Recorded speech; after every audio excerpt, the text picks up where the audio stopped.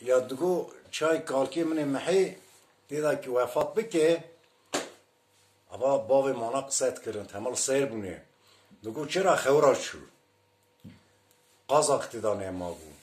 چون جم بیاز جنا آبی خالط گوتن قازاقی بده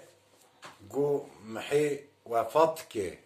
گو قازاقی تونه چرا خورا شویه بیازه گو قازاقی تونه هاتن چرم کن مذاکر کی اما چرا بیرده گو خور چقاجی رجیا عرده